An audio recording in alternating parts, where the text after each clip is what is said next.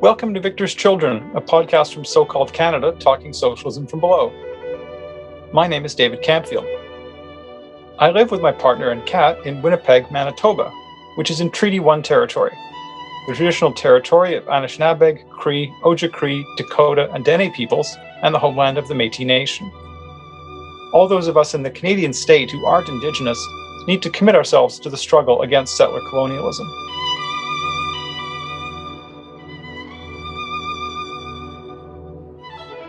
The first part of this episode, in April 2021, was about the Stalinist social order itself.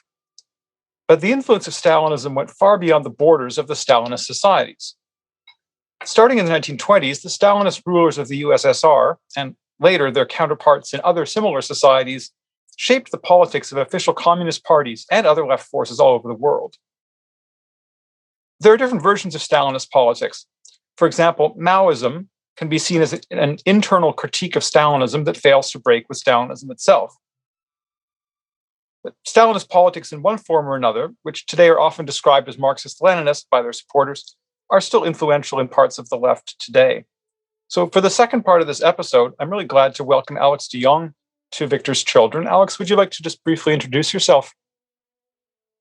Yeah, I'm an activist and a socialist from the Netherlands. I work at the International Institute for Research in Education, which, as the name indicates, is an international educational institute for socialist activists. I'm on the editorial board of the Historical Materialism Journal, and I have been active in left-wing politics here since around the turn of the century. So during the so-called ultra-globalization movement. And I guess that was also the first time that I ran into self-declared Stalinists and defenders of what we would call Stalinist politics. And this is a topic that since then I have tried to study and to understand where the motivations for these kinds of politics come from and how they can persist on the left. Thanks. So, in broad terms, just to get us started, what would you say are the most important features of Stalinist politics? Well, one thing to keep in mind is that the word Stalinism can, of course, mean different things, right? So one way of looking at it is that it's an ideology that was produced by a privileged stratum of bureaucrats in the Soviet Union. And in the previous episode, Simon Pirani talked about the growth of this elite in the Soviet Union during the 20s. And it's important to keep in mind what he also said, that this was a new phenomenon. It was something that Marxists obviously had no experience with. And it happened during a period of immense social changes in the Soviet Union. So society as a whole was in flux, while a new bureaucratized leadership was formed, a leadership that was based on the political disempowerment of the working class in whose name it claimed to be ruling.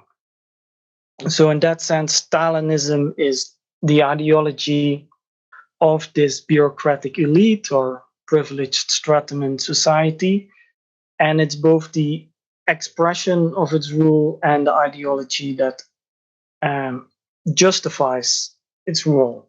And of course, it is named after a specific individual, Joseph Stalin, but it's much broader than the rule of this specific individual. Stalinism was a term that was sometimes used in the Soviet Union as well during Stalin's time. It was not just a term invented by political opponents of Stalin. And it was also later used in the People's Republic of China during Mao's time, although it never really took hold. But to talk about what's essential to this ideology, I guess one way of looking at it is ideologically, it's what the French Marxist philosopher Henri Lefebvre called a fetishization of the state. So the state and the party, or the party state, plays the decisive role. And for Lefebvre, the traces of this ideology go back to the early writings of Stalin himself. For example, in 1905, Stalin wrote, "Marxism is not only the theory of socialism, it is a closed world outlook, a philosophical system." And this word closed is sometimes translated as integral, but in other languages it's translated as closed. So for Stalin, consciousness per definition lags behind reality, because consciousness only reflects reality after the fact. This is in contradiction with Marx, where knowledge and consciousness search for possible solutions to real problems. But with Stalin, consciousness per definition lags behind. So in order to do politics, you need to have a kind of privilege called consciousness, one that can see ahead. And in Stalinism, that's the party, or after taking power, the party state. So class struggle becomes far less privileged in a way, because it's only the action, those are only the actions of workers responding to reality, lagging behind reality, which they reflect in their consciousness. And you need what in Stalinism is called a general staff of the working class, the party, to actually lead the workers. So that's the role of the ideology in justifying this rule of a party and a party state. And then there are two specific components of that ideology that are important. One of them is the idea of socialism in one country, and I think Pirani also talked about this. So that goes against the idea of classical Marxism that socialism needs to be international. But under Stalin, there was also the development of the idea of an intensification of class struggle under socialism. So the theory was that so-called socialist elements were growing, increasing in the Soviet Union, but that this in turn provoked a kind of counterattack by the declining elements of capitalism. So instead of a withering away of the state, as predicted in classical Marxism, the state needs to become stronger and stronger to actually grow in order to defeat this counterattack. So in 1929, Stalin, in a discussion with Bukharin, says, "Disagreements in our party have their roots in class changes, in the intensification of the class struggle which has been taking place and which marks a turning point in development." So this means that disagreements are class struggle, even disagreements in the party are class struggle, and they are class struggle between the working class and the declining elements of the capitalist class. So this justifies the most uncompromising repression of any kind of internal disagreement. And what happens is a growth of the bureaucracy and the repressive apparatus. And in the late 1930s, there is a break when this repression turns against the Communist Party itself, and the generation that had made the 1917 revolution is wiped out with the justification of this idea that any disagreement is a sign of alien class influence, but also because the claim of Stalin was that socialism had been established, any kind of misfortune, any kind of accident had to be blamed on outside saboteurs and so-called wreckers. And this is one of the new elements that takes place in the late 1930s, that the repression is turned against members of the Communist Party themselves, and that a whole generation is destroyed. There's a joke from that time that late at night, when the secret police would knock at doors in apartment buildings to arrest people, to execute them, they knock at somebody's door and the door is opened and he sees there's the political police standing outside, and he says, "Oh, you're in the wrong place. We are not party members. The communists live upstairs. You have to go there." So Stalinism as a rule, as a way of ruling, is also the destruction of the Communist Party in the form that had made the revolution. And instead, there's the formation of a supposedly monolithic party, a party as the general staff of the working class. And what's central about this is that this party, this general staff, then becomes to stand in for the self-activity of the working class. Because the ideology claims that working class consciousness is per definition lagging behind. It needs a general staff to lead it. And the party comes in to stand in for the class. And then after taking power, of course, the party state becomes the vanguard of the revolution. And from that, you have other claims. So if the party state is the privileged consciousness, social movements, for example, or any kind of class struggle become subordinated to it, and they have to function as what is called transmission belts of the party. And the leader of the party then becomes the carrier of the world spirit almost. So you have this cult of the great leader, of the supposedly infallible leader who represents this privileged consciousness. And Geert Harmse, a Dutch Marxist who had been an enthusiastic Stalinist in the 50s, after he broke with Stalinism, he claimed that for him, one of the characteristics of Stalinism was also the opportunistic use of ideological claims in order to justify the rule of this party state.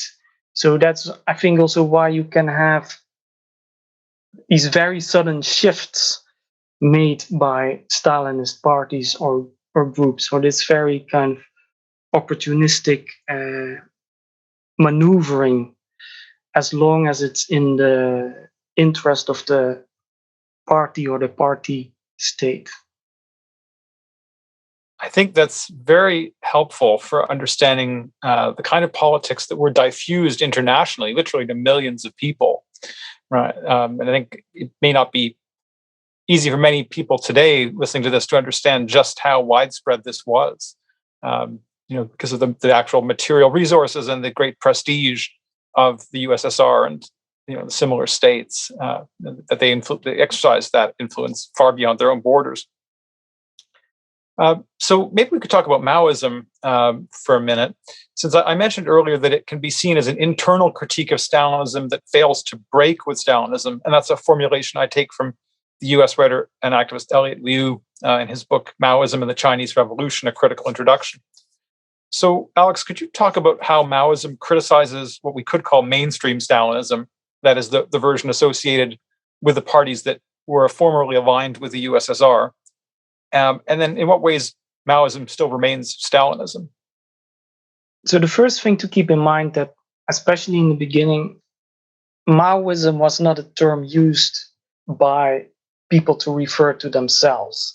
It was a label given to them.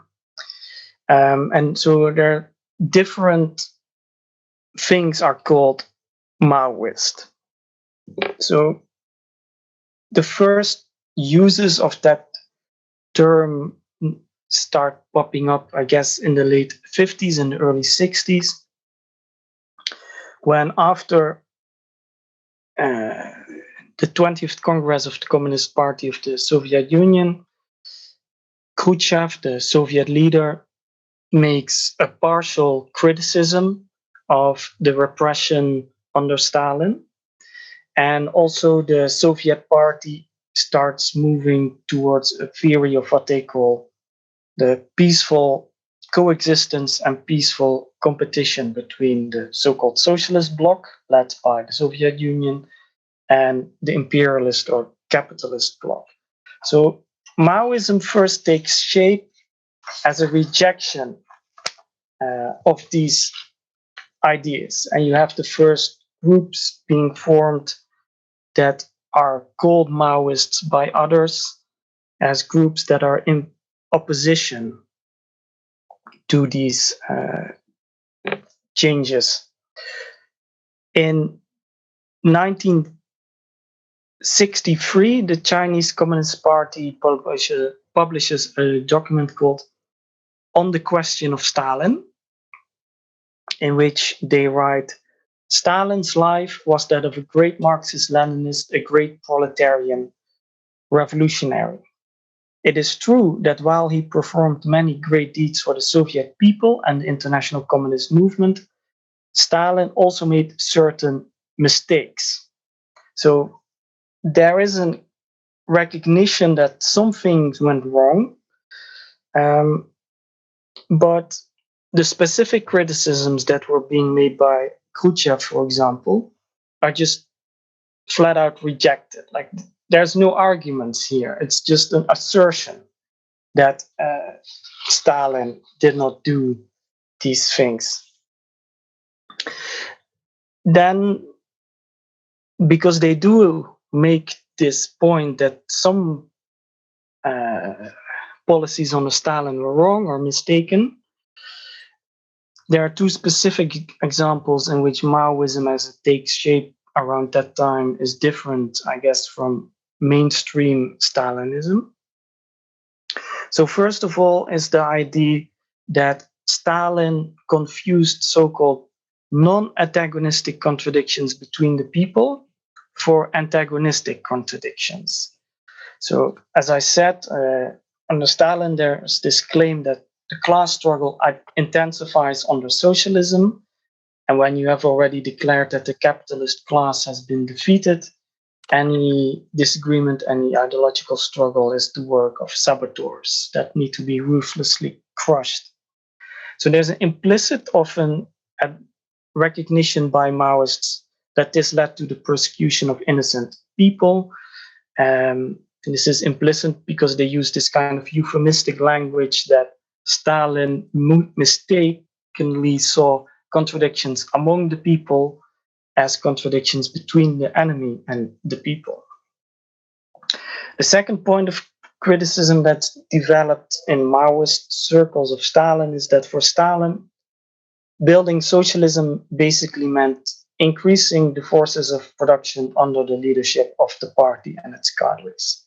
So the more iron is produced, the closer we get to socialism, as long as we live in a one-party state. In Maoist writings, there's a recognition of both the danger of bureaucracy and the need to change the relationships of production as well, and not just build the forces of production. So in Maoism, you have more emphasis on the idea of spontaneous uprisings and struggle with this, for example, this famous slogan, "It is right to rebel." And the solution to the danger of bureaucracy then are so-called mass campaigns to criticize the party. So that's how the Cultural Revolution, for example, started in the eyes of Maoists as a mass campaign of criticism of the party from below. The problem, of course, is that at the end of the day, It's the party that decides which contradictions are antagonistic and which not. And also, it's the party that decides to launch these mass campaigns of criticism or not. And then also, it's the party that decides what to do with this criticism or not. And there are historical examples of the party, for example, launching such mass campaigns in China during the 100 Flowers campaign, and then deciding that what were previously non-antagonistic contradictions have become antagonistic contradictions and that need to be repressed.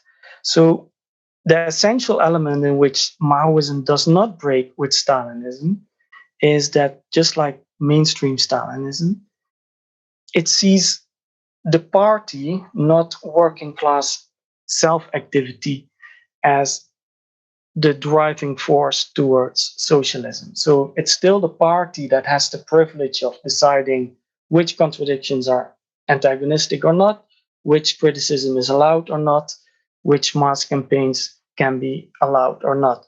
And then the slogan, "It is right to rebel against reactionaries," becomes the new version of the slogan, "It is right to rebel." And it's the party at the end of the day that decides who is the reactionaries and who not. And I think we probably could also add that when we're talking about the party, we're really talking about the party leadership of a party which does not allow members to freely organize, to put forward different viewpoints and, or form tendencies and platforms and factions and that kind of thing. Yeah, the idea of a monolithic party is still upheld. In, for example, the early 1980s, the Revolutionary Communist Party in the USA, at the time one of the more significant Maoist groups there, they published a kind of manual for Maoist ideology called The Signs of Revolution, in which there's a chapter dedicated to democracy in the party. And there's something written there like, there should be the widest possible debate inside the party. But also, there should be central leadership to decide which questions can be debated in the first time. So, again, like you say, it's the party that decides what can be talked about, or the party leadership better, that decides what can be talked about, what can be disagreed with, and what's even up for debate. But I think it's also important to recognize that with this element of at least rhetorical support for disagreement and mass activity and spontaneous uprisings, there's also a kind of Maoism that takes place somewhat later in the 60s that puts more and more stress on this element of spontaneous self-organizing almost. So you have a kind of creative misunderstanding of what's actually happening in, for example, the Cultural Revolution that leads to the formation of political groups outside of China that consider themselves Maoist and sometimes even start using that term to refer to themselves, but that in practice break with a lot of these ideas. So, for example, in France, you have a group called Vive la Révolution, which was a kind of Maoist spontaneous group that organized people who would also be pioneers in gay liberation or the women's liberation movement. And I think mainstream Stalinism did not even allow for the space of this kind of creative misunderstanding. So if we think about the way that many dedicated socialists have been members of Stalinist organizations in different parts of the world, and some of them have played positive roles in advancing important struggles. Certainly, we can look at the history of Canada and look at the way that the Communist Party of Canada, which was the subject of an earlier episode of this podcast, some of its members did certainly play important positive roles in social struggles. But Stalinist politics have also had an enormously negative influence in history. So to start, can you talk about this in some general terms? First of all, we should distinguish between, on the one hand, Stalinism in power, when we're talking about these party states, and Stalinism in opposition, when you're talking about working class groups, movements, and parties in opposition. Of course, these are subject to very different processes, very different demands. But in general, because Stalinism identifies historical progress with the party, and then with the party state, and then the stress for the ideological unity and the monolithic character of this party, it starts to look at states, not classes, as the forces for emancipation. So whatever is in the interest of a specific state overrules concrete working class struggle. So you have a kind of reason of state that replaces as self-emancipation from below. That's one thing. Another thing is that this cult of leadership around the supposedly perfect leader figure, the infallible leader, leads to intense disappointment whenever there's the inevitable failures committed by these great leaders. So, for example, when Khrushchev reveals some of the crimes committed by Stalin and under Stalin's regime in the Soviet Union, some parts of the international communist movement simply refuse to believe that this has happened. And others become totally disillusioned and withdraw completely from politics. Third thing is, of course, that Stalinism, because of all the crimes committed in its name, has incredibly Stalinism has inflicted a lot of damage on the credibility of the entire project of socialism, right? If socialism means human liberation, then Stalinism, which meant large-scale torture, large-scale executions, labor camps, forced labor, etc., discredited this whole project of human liberation in the eyes of many people across the world. So one of the most severe consequences of Stalinism has been this alienating of people, of workers, from the very idea of socialism.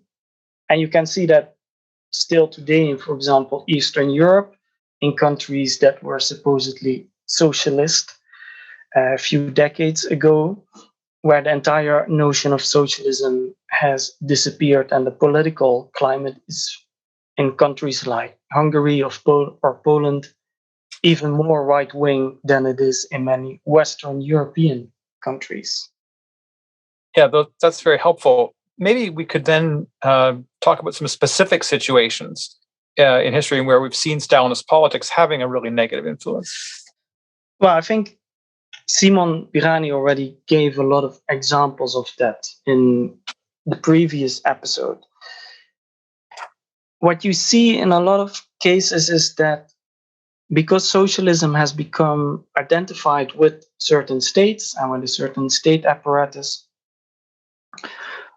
all kinds of crimes are then committed by the state in the name of socialism. So, to give one example, and you can give many, many examples of where this kind of nationalist state logic can lead to. In the early 1930s, the western borderlands of the Soviet Union were cleansed, that's the word used by Soviet authorities, of German and Polish families. So these groups were, as groups, because of their ethnic background, seen to be suspicious. Almost 500,000 people were arrested and deported. In the words of one Soviet official, the Poles were to be completely destroyed. And Stalin himself, when he received a report on this whole process, he wrote on it, "Very good, dry up and purge this Polish espionage mud." And over 100,000 Polish people were shot in this operation. And in 1938, Stalin disbanded the Polish Communist Party, exiling or executing its leadership, accusing them of being agents of simultaneously the Polish government and of Trotsky. So, if today people in Poland are completely alienated from any idea of communism, this kind of history, of course, plays a role in that. In 1940 to 1941, thousands more Poles were deported from the occupied part of Poland. So after the occupation of Poland was part of the Stalin-Hitler agreement and the non-aggression pact between Nazi Germany and the Soviet Union divided up Poland into zones that were to be occupied by the armies of the two different states. And around that time, in order to prevent the formation of any kind of national resistance by the Poles against the Soviet Union, as Soviet forces murdered some 20,000 Polish soldiers in June 1940, the so-called Katyn mass murder. You can give many more examples of crimes committed in the name of Stalinism because of this logic in which whatever the Stalinist party state does stands in for the struggle for socialism. So 240,000 people were executed in so-called national operations that targeted suspected nationalities like the Germans, Poles, but also Koreans. Some 110,000 Baltic peoples were deported to Siberia, the far north, and Central Asia. And then during the war, the Muslim peoples of the Northern Caucasus were persecuted. So, for example, Chechen and Ingus people, about 500,000, were deported. And of course, for such a huge operation, you need centralized state coordination. Tens of thousands of these people, they died en route. When they arrived at their destination, there were no supplies, no shelters, nothing for them. And according to figures of the Soviet intelligence themselves, around a quarter of the people died during the first 4 years of their exiles. Another example that is quite striking is that the German historian Hermann Weber, who did research on the history of the German Communist Party, the KPD, he found that more members of the Central Committee of the German Communist Party were killed under Stalin than were killed under Hitler. And many German communists, they were actually killed under Hitler after they were handed over by the Stalinist Soviet Union to Nazi Germany. So in February 1940, for example, some 570 German communists were handed over to the Nazis by the Soviet Union. So all of this, of course, are crimes in themselves, but this also did huge damage to the credibility of the communist movement as a force that claimed to be representing human emancipation.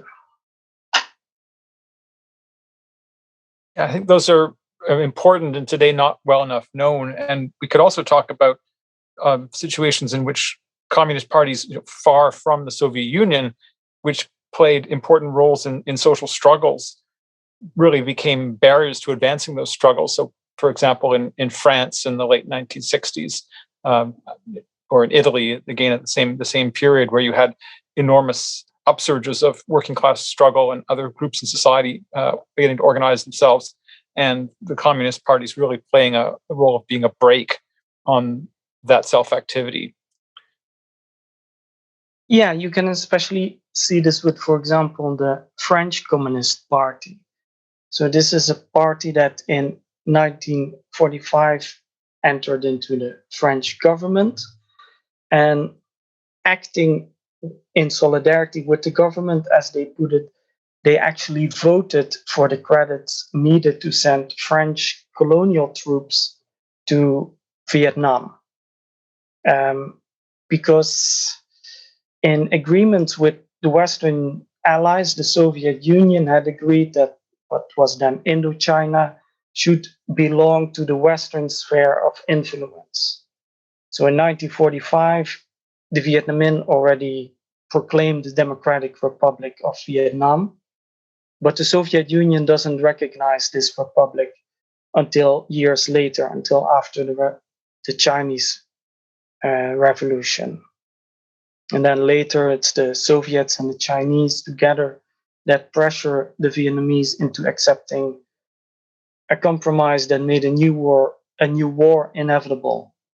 And a compromise that was probably far less than was possible considering the balance of forces after the defeat of the French colonial troops. But you also see, I think, here this contradictory character of Stalinism, because, for example, occupied Europe, many people had joined Stalinist parties because of their resistance against the Nazis, and they had done so in the hope and the expectation that after the war and after the defeat of the Nazis, there would not just be a simple return to things as they were. So in some countries, you would have movements that, on the one hand, were rhetorically ultra-Stalinist in their praise for Stalin, the great leader, but who were also quite radical and at first were unwilling to accept, for example, the compromises forced on them by these agreements between the Western allies and the Soviet Union. Yeah, that's a good point. And this brings us to perhaps the most important question, in a sense, which is the question that today some people may, having listened to this, say, really, well, does this matter in 2021? Is this not just something from the past that's not relevant to the left today? What would you say in response to that kind of challenge? Well, first of all, this kind of history does not just go away, right? And anybody who today consider themselves communist or a socialist or a Marxist or whatever, when you try to put across these ideas, you will be confronted by people who refer to the crimes committed under Stalin and to the crimes of Stalinism. And it's not very convincing to respond to that by saying, oh, well, that's all in the past, let's not talk about it, or to wave away genocide, ethnic cleansing, mass murder as details in history that we don't need to talk about. Even if a lot of the times this referring to this history is opportunistic by, for example, right-wingers who want to discredit any kind of left-wing politics, I think the left needs to have a convincing answer to it. It can't just run away from the question, because a lot of people don't think that mass murder is a good idea. And you need to be able to explain why these crimes were actually in contradiction with the goals of socialism and with the ideas of Marxism. So that's the first thing. The second thing is that in different parts of the world, there are still significant self-declared Stalinist forces who still uphold this worldview and this kind of politics. So one example would be the Communist Party of the Philippines, which in the 90s adopted a document called Stand for Socialism Against Modern Revisionism, in which they declared Stalin's merits within his own period of leadership are principal, and his demerits are secondary. He stood on the correct side and won all the great struggles to defend socialism. Stalin was able to unite, consolidate, and develop the Soviet state. Stalin was able to hold his ground against the threat of US imperialism. As a leader, he represented and guided the Soviet proletariat and people from one victory to another. So first of all, this is of course clearly contradictory to Marxism. This is a true great man view of history in which Stalin himself as an individual did all these marvelous things. But politically, this leads the Communist Party of the Philippines to uphold this theory of the party as the general staff of the proletariat and substituting working class self-emancipation with the role of the party itself. So Stalinist ideas as the instrumentalization of social movements into transmission belts for the party still persist. And you have current day writers like, for example, Jean-Mufarad Paul, who explicitly argue in favor of what they call a kind of socialism that's partly from below, but also crucially from above, meaning by the party state. So in this argument, self-emancipation is only a minor part of Marxism. So this is a kind of explicit defense and attempt to again implement the same kind of top-down party state politics as a form of socialism. And finally, what you can see today is a kind of Stalinism without Stalinism, where certain reflexes, even when there are maybe no self-identified Stalinist forces, the kind of ideology and the kind of political political maneuvering is still in place. So in Stalinism, the struggle between states replaced that between classes.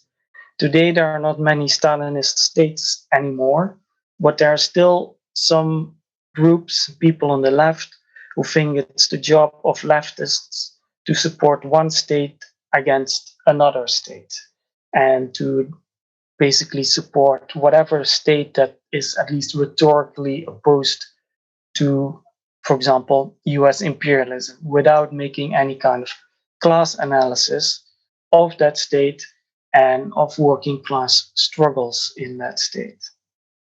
So in all those forms, Stalinist politics are still alive on the left. So it's not only a historical question, it's still a current question.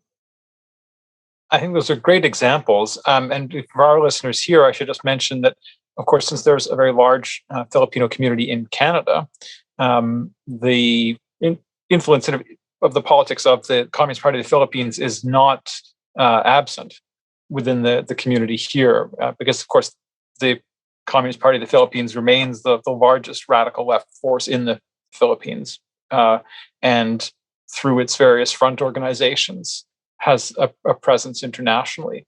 And so some people, listening to this may in fact have had the experience of working in migrant justice or other kinds of campaigns with Filipino Canadians who are in some way affiliated to one of those organizations. And I suspect that may be true for people listening elsewhere too. And certainly the kind of politics that you just talked about in terms of supporting one state against another, so-called campus politics, is something which is really grown, I think, in recent years, unfortunately. You asked before about international examples of Stalinist logic and Stalinist politics. One example that I also could give was something that's not related to Stalin's Soviet Union, but where you can see this kind of politics play out in a different context. Is, when in 1971, what was then East Pakistan declared itself independent and formed what is now Bangladesh, Pakistan was allied to the People's Republic of China. So, because states are standing in for classes, so to say, and because the general staff of the proletariat is supposedly unable to make mistakes, and even less to commit crimes, the Maoist movement around the world saw itself obliged to support Pakistan in its attempt at repressing the Bangladeshi liberation movement. And the Pakistani army committed a genocide in Bangladesh. But all across the world, you had Maoists denouncing the Bangladesh struggle as a CIA operation. Even here in Amsterdam, solidarity meetings with Bangladesh were disturbed by Maoists with the slogan, Bangladesh is CIA. And that just reminds me so strongly of what we've been seeing in more recent years. For example, the uprising in Syria, where an entire revolution, entire mass uprising is labeled to be nothing more than a CIA operation because supposedly Syria is an anti-imperialist state. Again, I think that's a really helpful historical example because people who may be pretty familiar with the politics around the struggle in Syria and campism and so on may not realize that there is a historical pattern here, even if some of the political specifics are different. So I think that's helpful in terms of understanding some of the underlying politics that lead people to take these reactionary positions. There are two ideas we often find in Stalinist politics, although not in every form of Stalinist politics, and we also often find them in other kinds of left politics too. And the first of these is the idea that the struggle for socialism has strictly demarcated stages. That is a first stage in which communists seek to participate in coalition governments, administering capitalist states in the name of making democratic change. And then at some future point, at some future stage, there can be struggle against capitalism.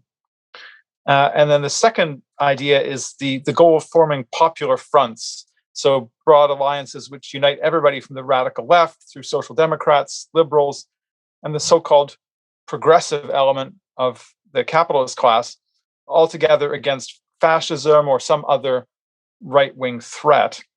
So can you say something about what's wrong with these political ideas in particular?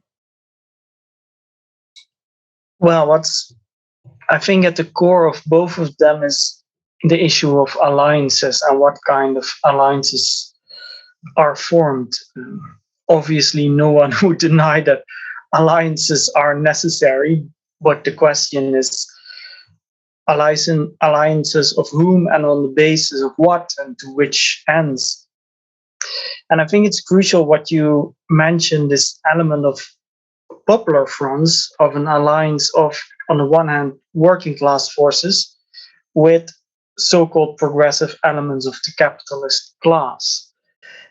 In itself, that's not a new idea. The idea of the working class allying with parts of the bourgeoisie that dates already from the early 20th century, when some of the more right-wing or centrist parts of social democracy in Europe were in favor of allying with so-called progressive bourgeois forces in order to gain, for example, the right to vote. But of course, such alliances, they always come with a price. In this case, for example, it meant toning down class demands or switching to other forms of political action and increasing relying on bourgeois representatives rather than on mobilizing in the streets, for example, if that was thought to be too confrontational. And already some of the debates in the early 20th century between, on the one hand, Karol Kautsky and on the other hand, Rosa Luxemburg, who criticized this approach, were exactly around this issue. So it's not a new question in a way, it's a structural challenge. I think that's important to keep in mind. And then the Popular Front, as it was formulated by the Communist International in 1935, was a kind of revival of this older social democratic approach of allying with the progressive bourgeoisie. And I think it's useful to put that in its historical context. So in 1933, power was transferred to Hitler in Germany. In the period before that, during the so-called third period after 1928 until more or less 1935, the Communist International had actually taken an extremely sectarian course, almost the exact opposite of a Popular Front approach. So during this so-called third period, they went as far as labeling social democracy as objectively fascist or as social fascism. So already in 1924, when Mussolini was already in power in Italy, Stalin quite famously declared that social democracy is objectively the moderate wing of fascism. Fascism and social democracy do not negate, but supplement each other. They are not antipodes, they are twins. So the approach in this period was that social democracy was actually the main enemy that had to be crushed. And only after that would come the struggle against fascism.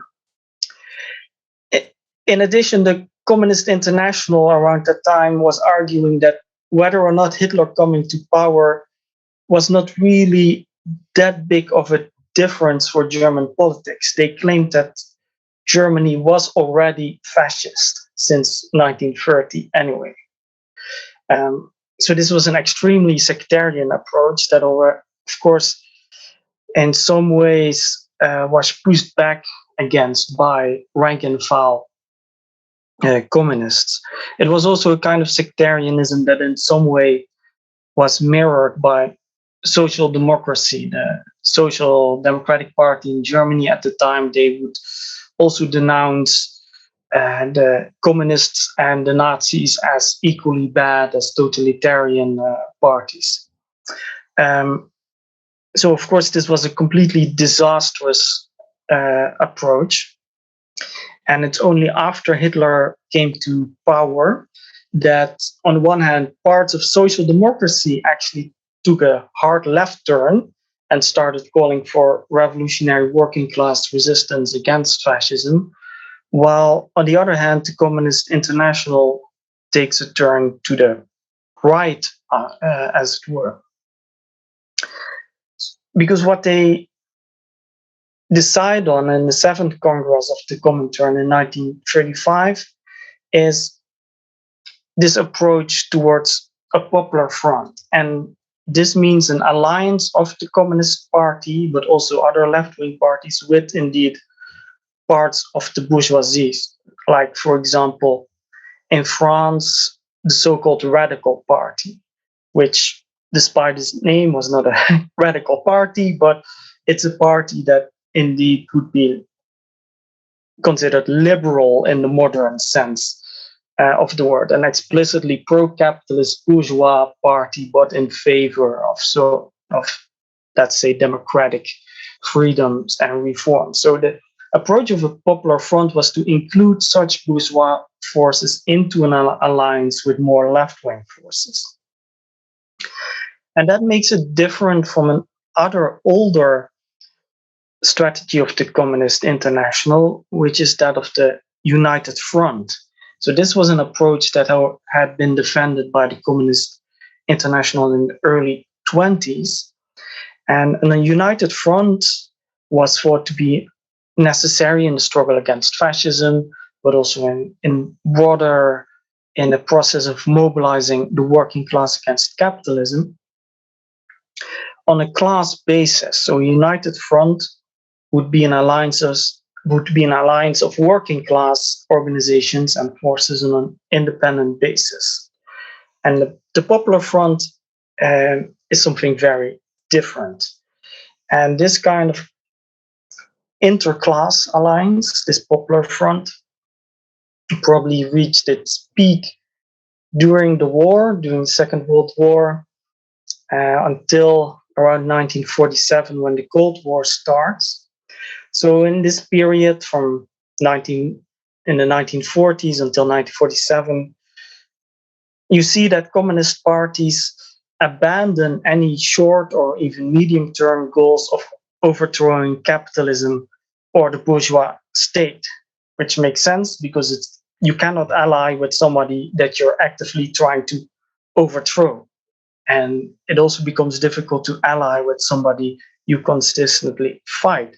So you get this dynamic in which communist parties limit their demands and actions in order not to offend their bourgeois allies, and in return gain positions in the bourgeois state or hope to gain such positions in the state as rewards in the future, which means that these communist parties actually become more and more dependent on such alliances with bourgeois forces and such positions in the bourgeois states, because movements from below are being discouraged and the political differences with bourgeois forces are less and less clear.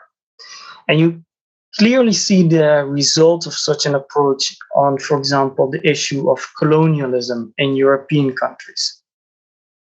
Exactly because colonialism was one of the non-negotiable demands, so to say, of the bourgeois forces, communist parties in different countries, they toned down or even completely abandoned their opposition to colonialism.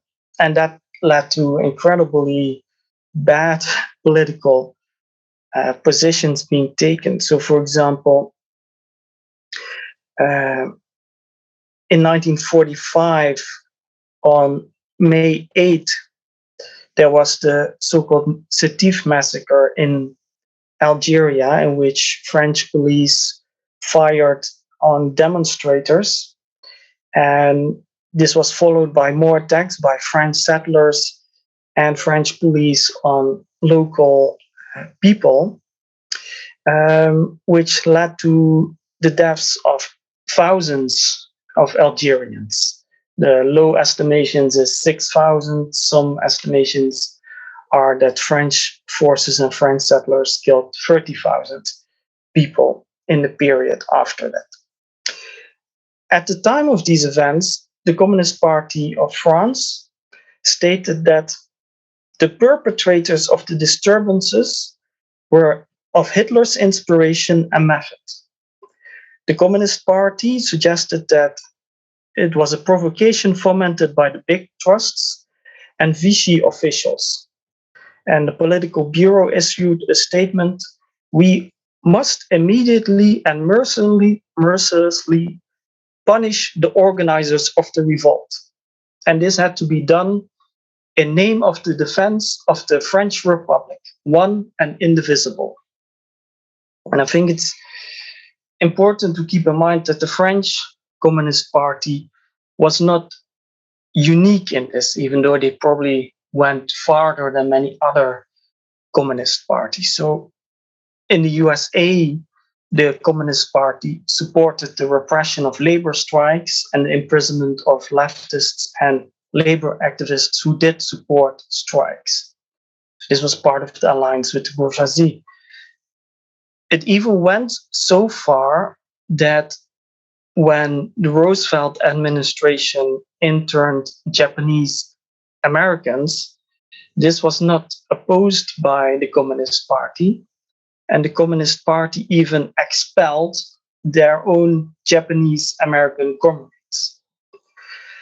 And I think if you had told American communists in 1935 that they were choosing an approach that would lead them 10 years later to also cheer on the atomic bombs on Hiroshima and Nagasaki, and the approach that would lead them to expel their own comrades from the party, they would have been quite sincerely offended, I think. This is not a matter of individuals selling out or of being bad people. There's an objective dynamic, objective pressures that these parties were vulnerable to because they allied with parts of the bourgeoisie. You see a general pattern of class collaboration and the limiting of so-called offensive goals or offensive struggles of the labor movement in order to maintain these alliances.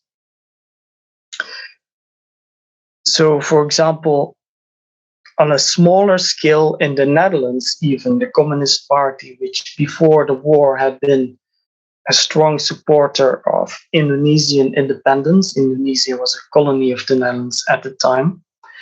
When the Indonesian leaders Sukarno and Hatta declared Indonesian independence in 1945, August 1945, the Dutch Communist Party initially starts by warning against the negative impact the so-called loss of Indonesia would have on Dutch workers. So the first instinct is not to rally behind the call for independence, but instead to call for a reformed way in which the Netherlands and Indonesia would remain part of one state. And the reasoning behind this is completely guided by national criteria. So the language is always about what is good for the Dutch people as a whole. So, of course, this means that in this case, the Indonesian people more or less become invisible, but also the class contradictions within Dutch society were not taken into account. That's another result of this approach towards an interclass alliance. And I want to emphasize it's not a matter of individual choices that are being made, and you can clearly see it when you see how this dynamic takes place again and again. So a similar line of a interclass alliance is adopted by, for example, the Japanese Communist Party in the 1960s. So in the late 1960s, there's a very large radical student movement in Japan.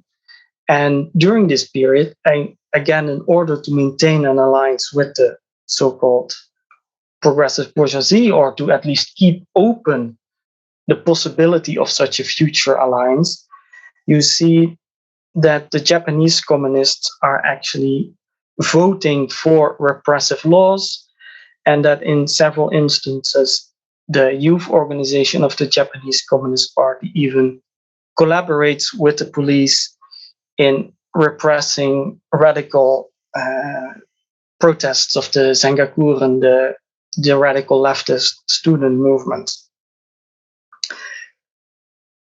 Two particularly dramatic examples of why this is also a very dangerous approach to take are the Indonesian Communist Party and Chile's government under President Allende in 1973.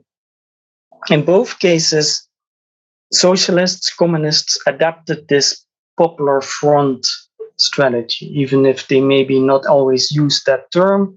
The approach was indeed that of an attempt to ally with so-called progressive forces, and then together with these progressive bourgeois forces institutionalize democratic reforms, and then in a later stage move forward, it was hoped, towards socialism.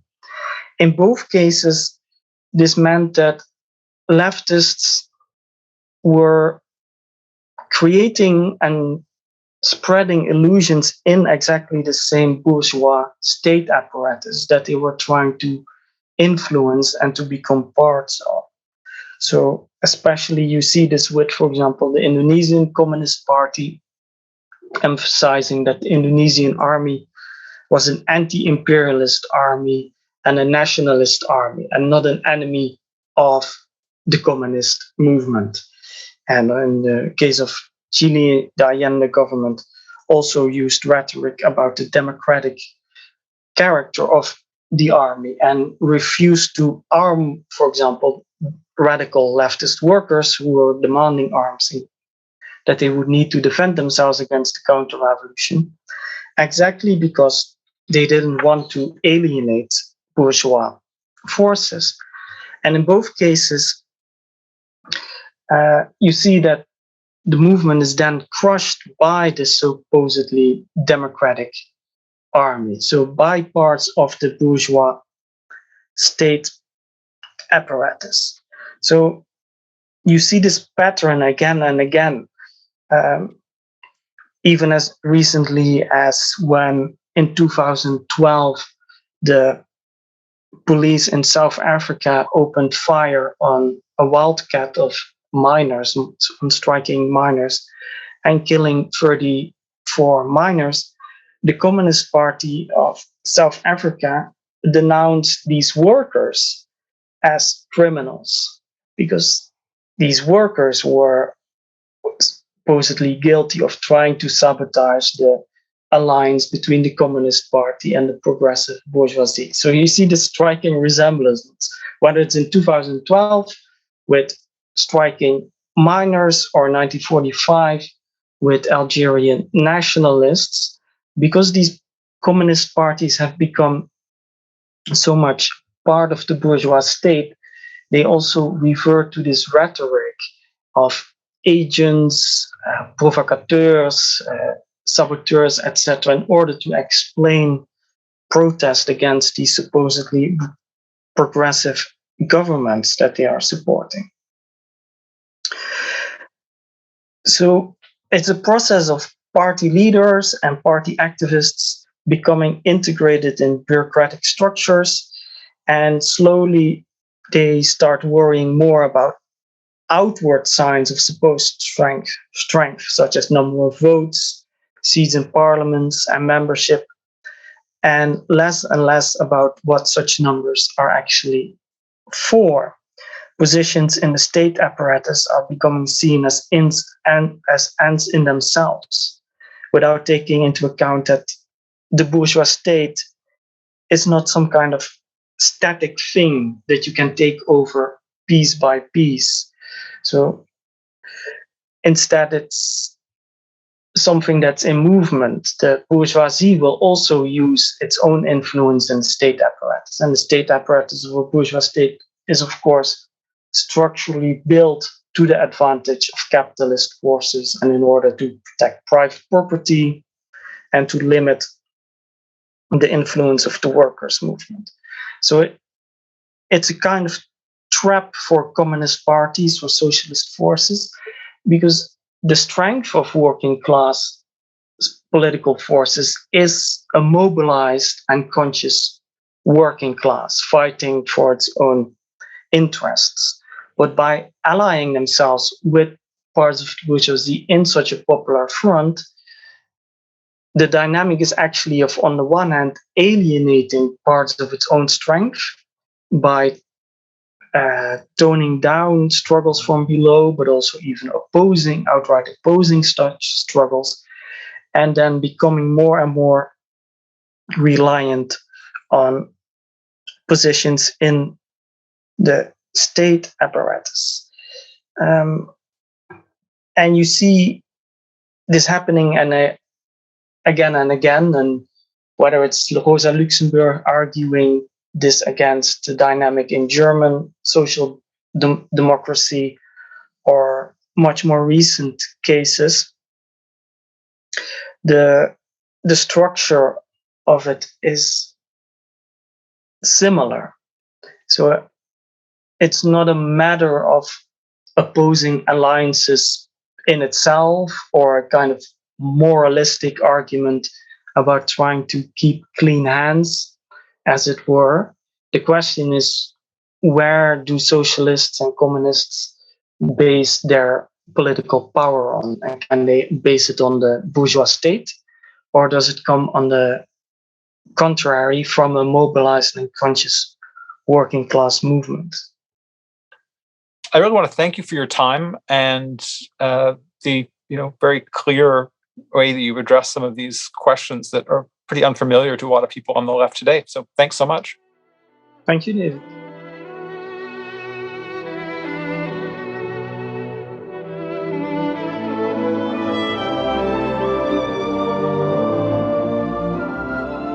That's it for this episode of Victor's Children. I'd like to thank Jonathan Croker, the producer of Victor's Children, without whom the podcast wouldn't be possible. I'd also like to thank Posey Legg, who designed the graphic for Victor's Children. If you found the episode worth listening to, please do tell other people about the show, since word-of-mouth recommendations are especially helpful. If you don't subscribe through your preferred podcast app, please do. And while you're there, please give the show a high rating. It helps to promote us. If you have a suggestion for an episode or some other kind of constructive feedback, feel free to be in touch with me. You can contact me through victorschildren@gmail.com.